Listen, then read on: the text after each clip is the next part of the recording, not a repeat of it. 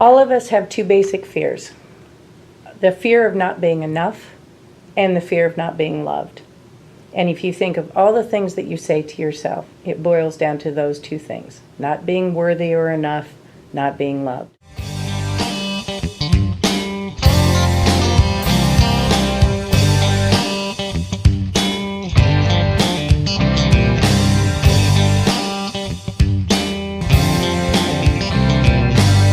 Hey, Coeur d'Alene, Cole Turnbull here with Coeur d'Alene Advice Givers. Today, I'm excited about our guest, Kari Romeo, who is the founder of Conquer Life Coaching. We dive in this interview we do a lot of talking about limiting your self-beliefs and that voice in your head that holds us back from accomplishing, what we set out to do or what we're capable of doing, which is a huge thing for me, and I think a lot of people out there that we have that little devil on our shoulder that creeps into our head and keeps us from accomplishing what we're meant or set out to accomplish. So hope you guys enjoy this episode.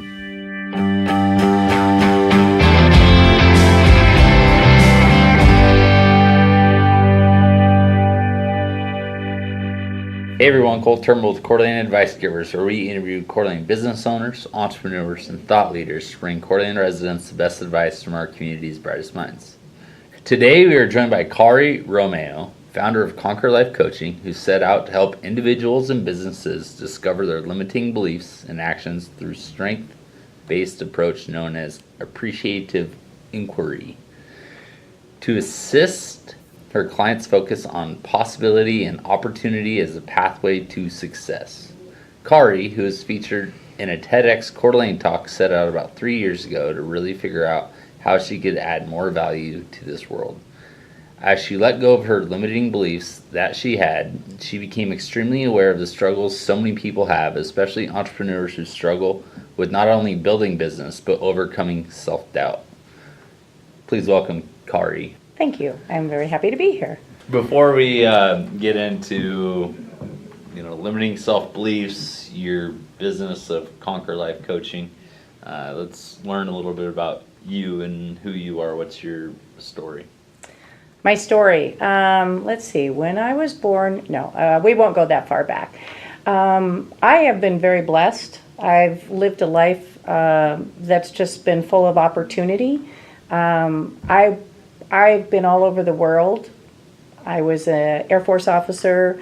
I've lived in Norway, the United Arab Emirates, in different places in the United States, in Italy for 15 years. I've been able to travel extensively.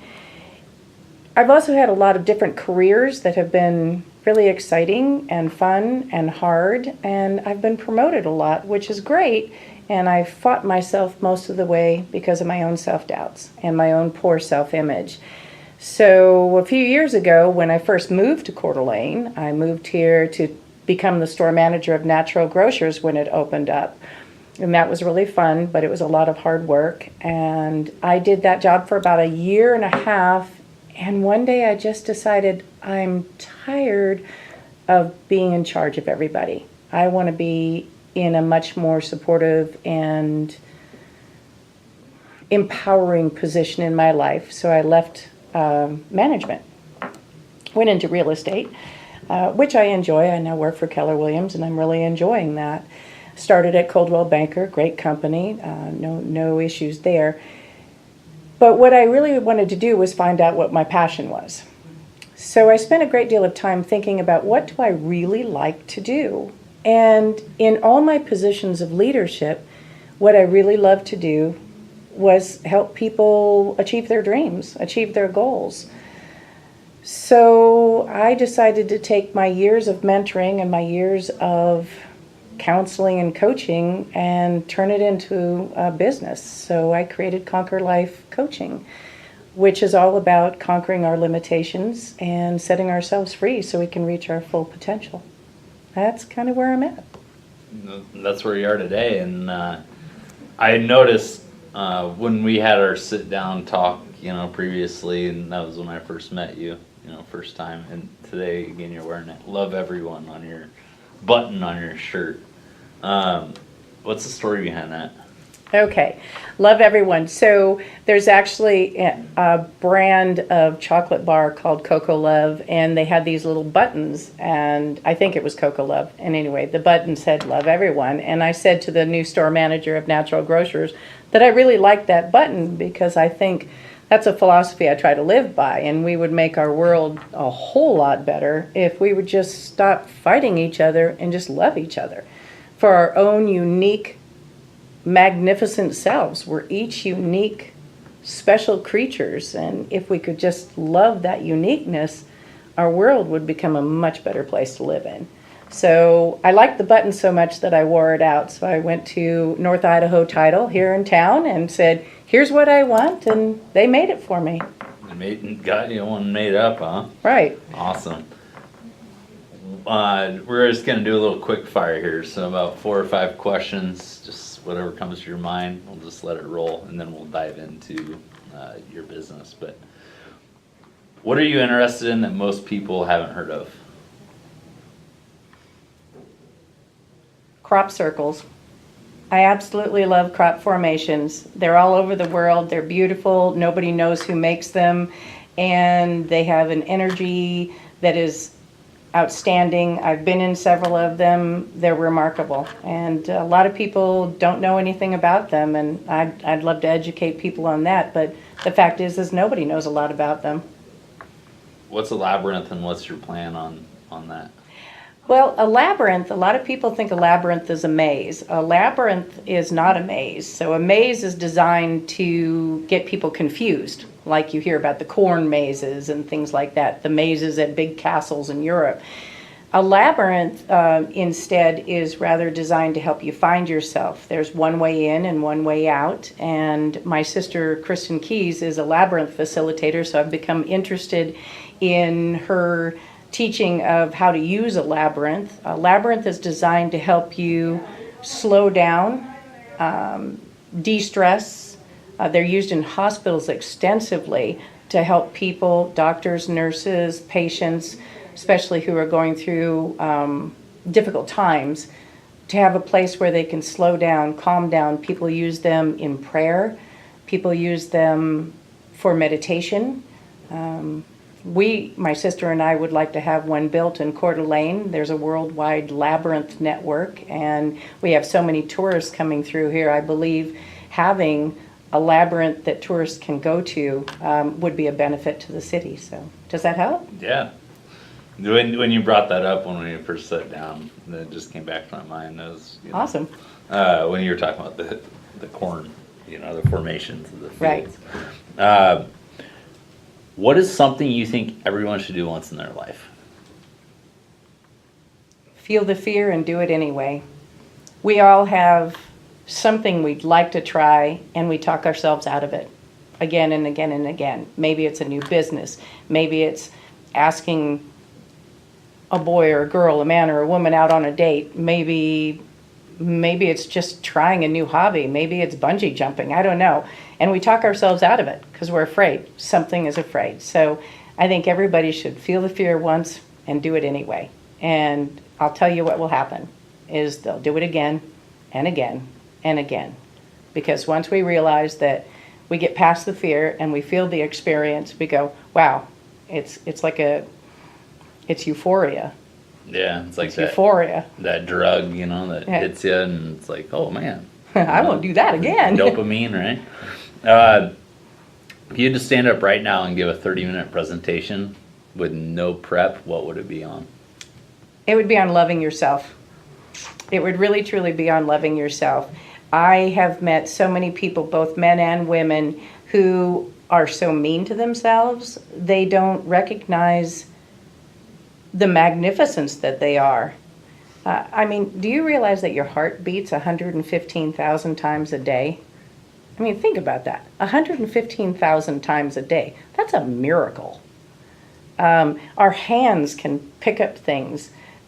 Our eyes can see, at least for most of us. I recognize some people can't. We are miraculous beings, and we don't honor that. We treat ourselves terrible. We say things to ourselves that nobody would ever say to another individual. And that's really what I want people to understand. Once you learn to love yourself and to honor the magnificence with which you were created, you just get a whole lot happier. And not only do you get happier, you put yourself in a position to be of service to other people. We're not meant here to just go through life on our own. We're meant here to teach and to give and to serve each other. We're connected creatures. But if you're so busy worrying about the size of your belly or whether somebody's going to think you're an idiot, you're just not able to be fully present to help somebody else. So my 30-minute talk would be on loving yourself. There you go. Who has impressed you most with what they've accomplished? Hal Elrod. Hal Elrod is a mentor, I'd like to say a friend, and just truly an amazing individual. He was 21 years old when he was hit head-on and basically died.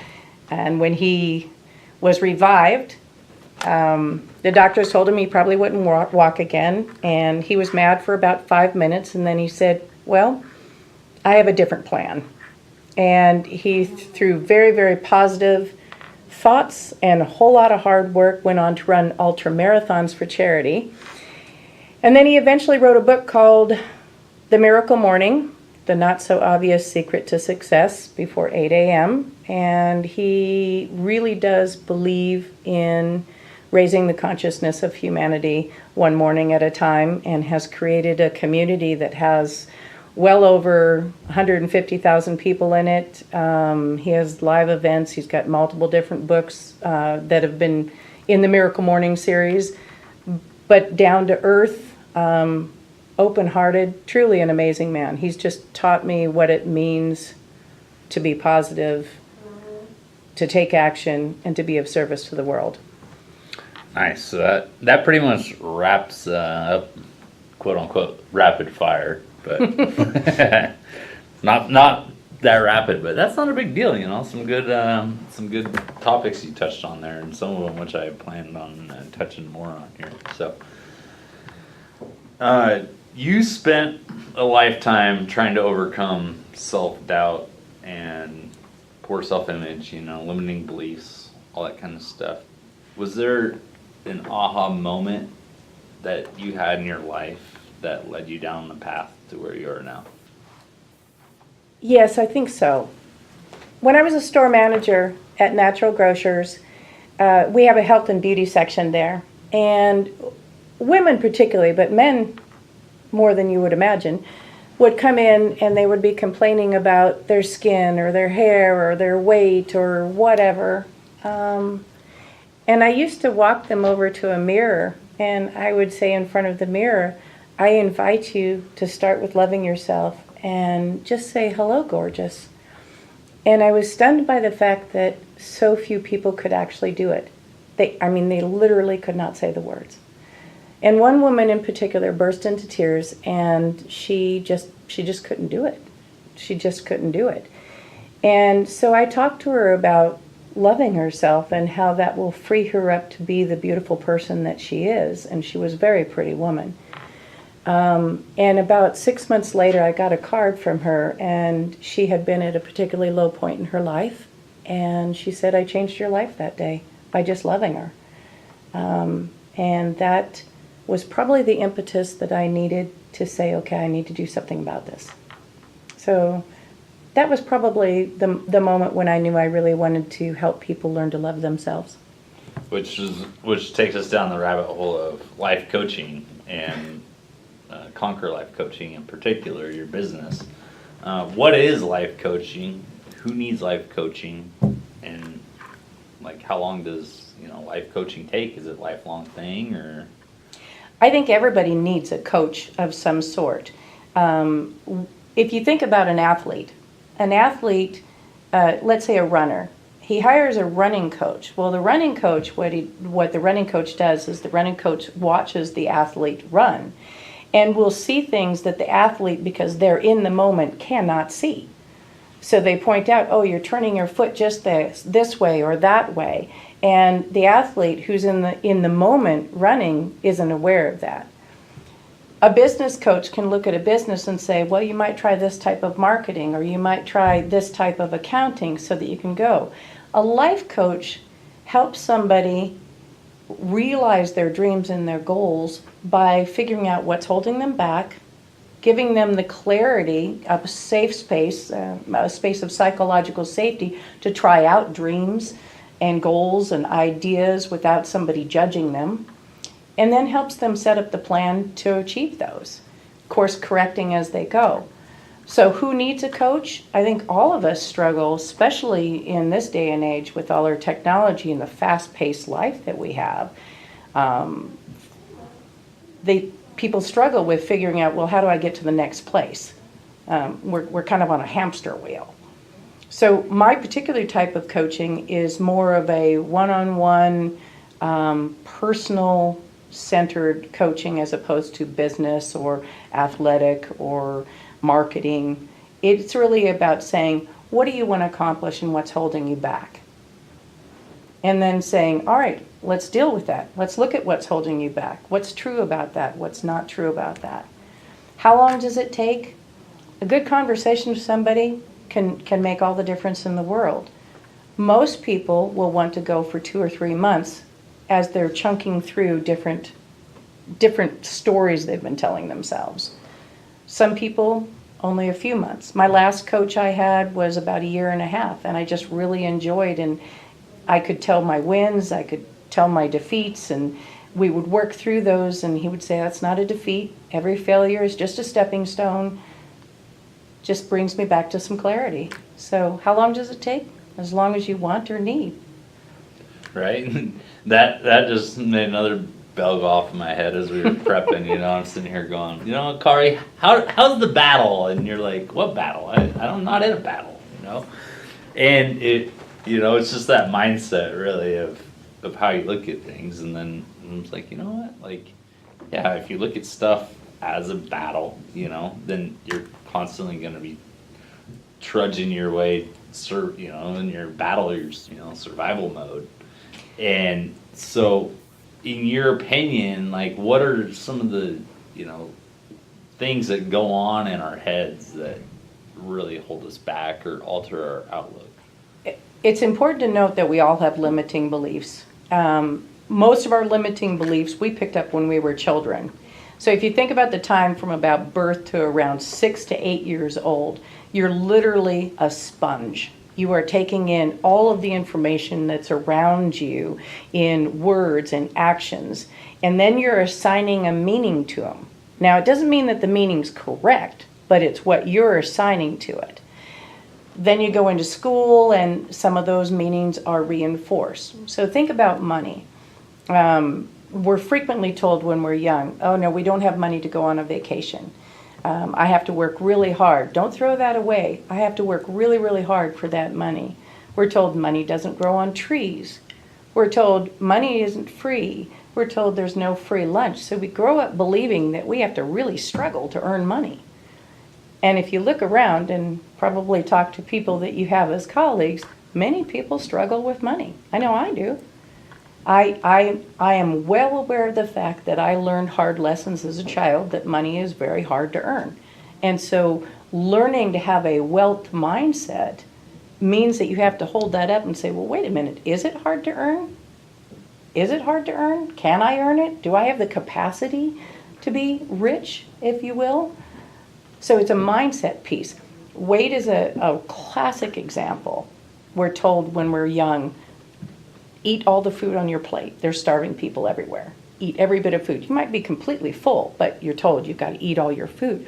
Or worse, you're told if you're good, you get something to eat. If you're bad, you don't get something to eat. So people have now developed a mindset that food is a moral imperative.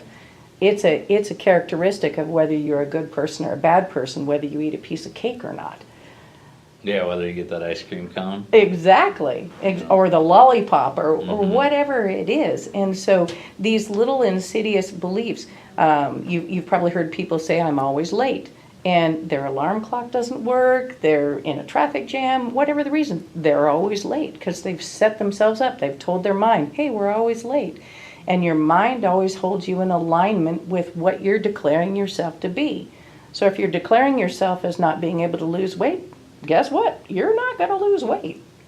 If you declare yourself that you'll never be wealthy, pretty good chance you never will. Yeah. Henry Ford said, what you believe, or if you believe it, I'm going to screw this up, but he just said, if you believe it, it will happen, or you don't believe it happen. In both cases, you're right. Exactly. Exactly. In your opinion, what has been the most critical aspect for overcoming your self-doubt? Awareness, really, truly. And that's really the key to overcoming self-doubt, is to become aware of it. And when you become aware of it, first of all, you have to stay really present to become aware of it. So with me, when I find myself starting to get a little panicked, or maybe I'm feeling that stress response because, well, you're in real estate, you understand, sometimes our check doesn't come in when we anticipated it. And then you go, oh my gosh, I'm not getting the money I thought I was going to get. And that creates that level of anxiety. So I become very aware of it, and I say, okay, what's my reality? I'm not starving. I'm able to pay my bills. I have a house. I've got some support system. And you just literally have to bring it to the light of awareness, hold it up to the light of truth, and say, is this still true? Right, because we make things such a big deal when, usually it's not life or death, it's like if you forgot your lunch, or, all of a sudden it's like, oh, I'm having a terrible day because, I didn't make my lunch today, or, something stupid like that, to where it's all of a sudden, then you start creeping in your head like, oh, I'm having a bad day, right? As opposed to, oh, well, I get to go out, get to go out to lunch today, or, something like that. Most of this is habit. Mm-hmm. I mean, we have habitual methods of how we speak, how we view things. It's just habit. And like any habit, it's tough to change. You've got to be aware of it, and you've got to consciously change it. So when you forget your lunch and you start to say, oh man, my day is going to be terrible, you go, wait a minute, oh cool, I get to go out to lunch. This is going to be great. Who can I bring with me? And all of a sudden, the mood changes. So as you practice the habit of changing your negative self-talk, your negative thought patterns to something more positive, as you're aware of them and you change them immediately, pretty soon you stop having, or it certainly slows down the amount of negative thoughts that you're having. Do you have any exercises or advice to people to work on limiting those those doubts and that negative thought in your head? Absolutely. The minute you have a negative thought or you say something negative, stop immediately, turn it around, make it positive. Stop immediately. You have to do it right in the moment, because your brain's listening at that point in time. And this is all about teaching your brain a new way to think. So as my question, for an example, I guess, is my question is, how goes the battle? It could be something like, how wonderful is your day today? Right? Perfect. And it really is. Even if you have struggles, how are you doing on your struggles? Are things going better for you? You turn it around to something more positive and uplifting. Questions are a great way to do it. So I'm not battling today. I have a new opportunity to grow and learn. Yeah, and something that you mentioned in your TED Talk was the affirmation, right? Mm-hmm. You want to dive into kind of self-affirmation and what that's all about? So affirmations, your body and your brain believe every word you say. And so an affirmation is literally you telling your brain first, your conscious mind and your subconscious mind, what you want to achieve. So there's a difference between saying, I want to be rich, or I want to lose weight. So if you say an affirmation that says, I weigh 115 pounds. Well, when you don't weigh 115 pounds, your brain goes, no, you don't. I'm rich. No, you're not. You're going to get this little internal struggle going on. So you want to create an affirmation that has what you desire plus your commitment to what you're going to do to make it happen. So like for me, I like to say I'm just as worthy, deserving, and capable of perfect health as any other individual on this planet, and I'm going to prove it today by my actions. So that's kind of a long-winded affirmation. One of the affirmations I might say is, I'm grateful for the body that I have, and I have a choice to change my body composition through my actions today. I'm choosing to choose healthy. So it's a positive statement of your goal and what you're going to do to achieve it. And you plant that into your brain first. Oprah Winfrey says when you use an affirmation, you are telling yourself first what you're going to do. And she says, don't limit yourself in your own self-talk. Tell yourself what you're going to do on a big scale. And then you'll start to see opportunities because your focusing system, it's called a RAS, your reticular activation system, it will start to look for opportunities to make that true for you. Yeah, the big scale, you know, like you said, you get so pinned down on that small scale, you know, the minute, those little micro things, and they aren't, you know, but we let them overcome our day. Also in your TED Talk, you said something that really stuck out to me, which is that the way we talk to ourselves, like, and you mentioned this kind of in the intro, is, you know, we're mean to ourselves. We say things to ourselves that we wouldn't say to any other human being, you know, but in our own heads, we say it all the time, like, you know, you're stupid, or, you know, I can't, you're, you know, idiot, whatever. Like, do you have, you know, some other insights of recognizing, you know, when that's happening and maybe how to go about overcoming that? All of us have two basic fears. The fear of not being enough and the fear of not being loved. And if you think of all the things that you say to yourself, it boils down to those two things. Not being worthy or enough, not being loved. Back to the awareness side of things, if you call yourself a bad name, you've got to stop and say, is that really true? Is that really true? I always talk about holding it up to the light of truth. In my TED Talk, I talked about how often we drop something and go, oh, you're such a klutz, you're such an idiot. And we all do that. And so you have to stop and say, well, am I an idiot? Oh, no, actually, I'm not. I have a master's degree. Generally, you don't get a master's degree if you're an idiot, although there are some pretty stupid, Sometimes smart people. Absolutely.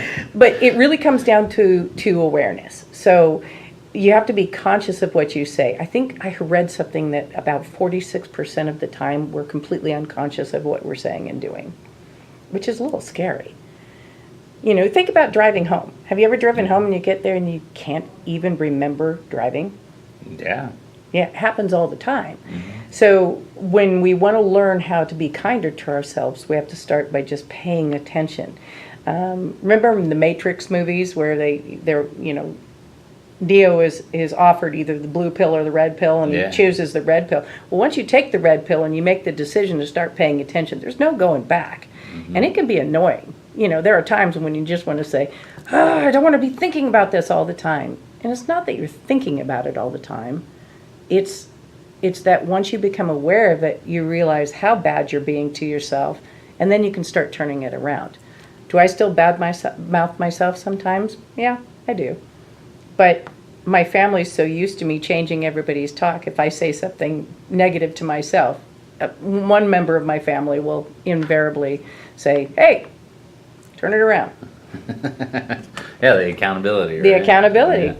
Yeah, that hyper awareness is something that I, you know, try to really work on, because in creating, you know, content and all that stuff, like, too, like, it does, not just in your own mind, but everywhere around. Once you take that red pill and you start noticing stuff, it opens up a whole new outlook and lets you notice things that you've never noticed before. Can I touch on that a second? Absolutely. It absolutely changes how you see your world. Mm-hmm. When you're kinder to yourself, you start seeing, you literally shift your consciousness to start seeing the good in all things. I'm stunned by color and sound and people. I'm so much more aware of the amazing things that are in our world now that I've really started learning to pay attention to loving myself and loving others. It really does shift, and it also shifts what comes into your environment. Dr. Wayne Dwyer used to say, if you don't like the things that you see, change the way you look at things and the things you see will change. As you begin to put your energy in a more positive frame point, a more positive focus, more positive things come into your world. As you pay more attention to gratitude, more things come into your world for which to be grateful. It's a law of nature. It just does. Yeah, and it's, there's so many sayings and quotes that could go along with that. Misery loves company too, right?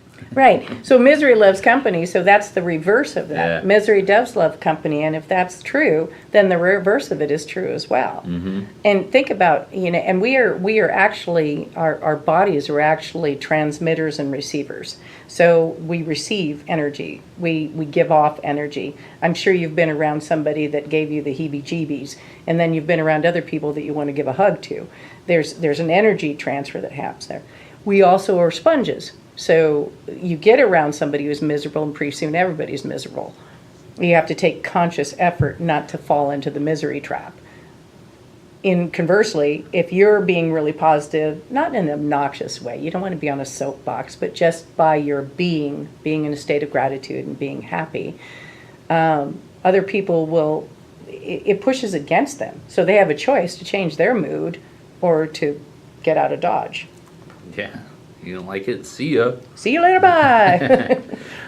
You have some exciting things coming up in your life, including the launch of your first book, Becoming Beautiful, A Personal Journey Towards Happiness, right? You want to touch on maybe what your book is about, how it came to be? The book really started because of the whole exercise at Natural Grocers of people looking in the mirror and saying, hello, gorgeous.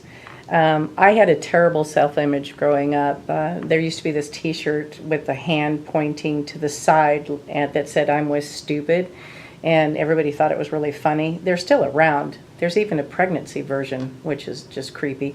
Anyway, I had the one where it pointed up. I just had a terrible self-image, and my self-image, I was fighting, always feeling worthy and unworthy, struggling. I got so many promotions because I worked harder than everybody else because I was always trying to prove my worth, which was ridiculous. What I really found out was I was trying to prove it to myself, nobody else. So I started writing this book because I would tell people this story about the mirror of hello, gorgeous, and that was one of the ways that I used to improve my self-image.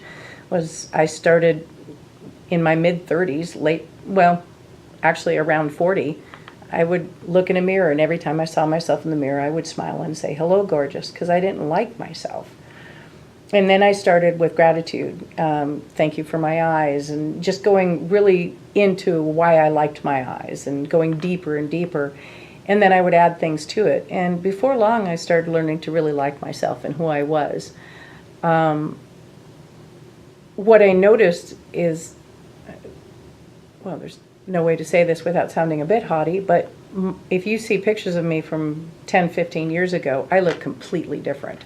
I really do, because now I'm happy from the inside, and that changes your exterior. Doesn't matter what you look like when you're happy on the inside. You glow. You get happy on the outside. What is it they say? Pregnant women and brides are always beautiful, no matter what they look like, but they're happy. Yeah. So I started writing about where I picked up my limiting beliefs, and I did this more as an exercise for myself, but I started to realize that I think this might be able to help people. So I just kept writing, and each chapter that I wrote, I talked about from before I was born and the family life I was born into.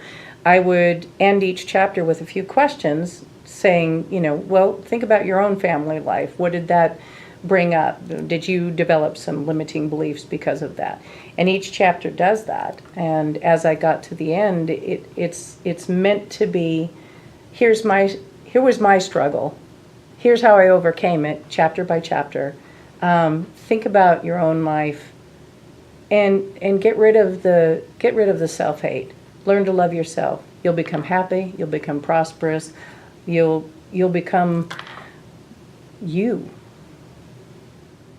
And so in that book, how hard was it, first of all, to write a whole book? Like, was it something that you put in your mind, like, hey, I'm just gonna knock out, like a couple of pages here and a couple pages there, and then all of a sudden, before you knew it, you had a book?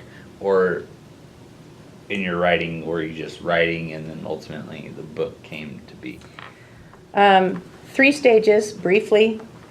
First was I made the decision in December when I was at the Best Year Ever Blueprint event down in San Diego with Hal Elrod and crew. I decided it's time for me to tell my story. I actually was listening to a guest speaker. His name is Mike Koenig, and he wrote Publish and Profit. And he said everybody has about 5 books in them. And if you take a poll, I think polls show that about 85% of people want to write a book, but only about 12% do. So I thought, okay, I'm going to write a book. So I set up a plan that every day I would start writing for 30 minutes a day in the morning. And I started in January, and by March I had my first draft done. And I just wrote every day. And I was surprised at how much the words added up. Now, my book's not going to be huge by any means, but it's about 36,000 words, which is a lot of words. The average book has more like 60,000 in it. So it's a small book. But it's still a book, which is kind of cool. Anyway. Yeah, it's still a book. Don't downplay that. No. See, hey. That. Then I gave it to my sister to read, and she didn't like it, which is okay. I was like, okay. Now, she's a marketing person and an editor, and she said, there's not enough story in it. You need to go back and write some more story. So I just added chapter by chapter. I added some to it. Then my publisher said I had to either get a waiver from my mother or take her out of the book, because my mother struggled with alcoholism, and I talk about that, and they said that's libelous. And so I took a deep breath, and I sat down with my mom, and I let her read the book. And that was a big deal for me. It was very healing for both of us. She understood what I was trying to say, and I didn't want her to get depressed like she failed or something like that. She wasn't the best mom in the world, but she did the best she could, and I understood that. And she understood where I was going with that. The point was for people to see, no matter what your struggles are, you can overcome them. You have to take responsibility for it and decide to live a different life. You have to change those limiting beliefs, as I keep pounding on. Anyway, long story short, Mom gave me some corrections. I had a few things that were slightly wrong, and it was really good. And my book sort of expanded because of that. And then I sent it off to the publisher. Now it's being edited, line by line editing, and then it gets published. Awesome. So you left her in there. I left her in there, and she wrote a waiver and said, I give my daughter permission to use my story, which was cool. What did you learn most about yourself in the process? Wow. There were a few things. Probably the most I learned was that I really did have a deep compassion for the struggle that my mother had. And I came to really understand what she went through before I even came on the scene. And it's been a real blessing, because now I'm her caretaker in the last period of her life. She's sick and has congestive heart failure. My sister and I take care of her, but I'm able to interact with her from a whole different level because of writing this book. And what do you hope is the biggest takeaway people have from reading your book? I really, truly hope to impact lives. I hope people will read the book and think about their own life and realize if they've got blame or judgment, that by letting it go, it's so freeing. By learning to love themselves, they open their world up to a ton of potential that's there. They just can't see it because it's behind a negative veil. So I really hope that people read it. I hope they see this has value, and I want to give it to other people as well. Because just like I said at the beginning, if we learn to love ourselves and we learn to get happy, we'll change our world. We'll make it a better place. And if you could go back in time, say maybe before you started putting people in the mirror at Natural Grocers, what advice would you give yourself? Why wait? Why wait to be happy? Why not just let go of judgment, blame? Why not create forgiveness? Why not open the door to potential? Why wait? Yeah, because how old were you when you started doing that? I was in my mid-40s, and I'm 57 now. Yeah, so... I would say, but really, truly, I would say the last 5 years have been transformative to me. Really transformative. And it all started with looking in the mirror. And That part started, I started doing that for myself. Yeah. Back when I was just around 40. I really, you could say I started the spiritual path. The spiritual path isn't a dogma thing. It's about looking inside. It's about asking yourself questions. What's my purpose? Why am I here? What am I doing? That's when you start your spiritual path. And yeah, so pretty much then. all right, and that about wraps it up. I got one more question for you. So if you could get one message out to the community of Coeur d'Alene, what would it be? Can I give a plug? Sure. If you're interested in learning more about how to identify and overcome limiting beliefs, I am offering a seminar at the Kroc Center on August 11th from 9 to 4. It's called Upgrade Your Life Through Questions, Connections, and Introspection. I will be using the tenets of appreciative inquiry and the interaction of each of us, because each one of us has a great deal of wisdom to offer. And I think it's going to be a terrific event for people who want to improve any area of their life. It can be used in any area of their life, from personal, relationship, business, whatever, health. Yeah, and so, I mean, if, and that's not your only event. That's your only one scheduled. That's the only one I have scheduled So at the like in the moment. future, people, how could they look and find, what you have coming up, or how could they get in touch with you? They can go to my website, which is www.conquerlifecoaching.com, or my Facebook page, which is of the same name, and I always have, I post events there. Or they could come to my event. Tickets are on Eventbrite, and they are early bird pricing of $140 until July 15th. Awesome. And then they go up to $175. Ooh, better get the deal. I got to throw one more thing in about that. Go for it. Life coaching, any kind of coaching, can be a little bit costly. A full day seminar like this is like getting an hour and a half of coaching for the price of, 1 hour. And I will just say one other thing. When you think about, we tend to think, is this program worth it? Is this book worth it? Is this time worth it? And I would just invite you to turn it around and say, are you worth the investment? Lasting thoughts from Kari. Thank you. You're welcome. Thank you for letting me be here. I'm very honored. Hey, you're welcome. Have a good one, Coeur d'Alene.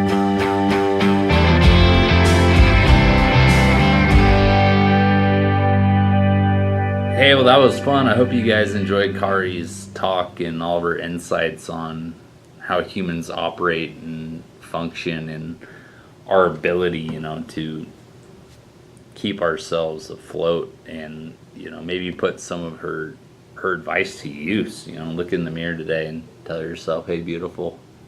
Or, give yourself some affirmations of positive.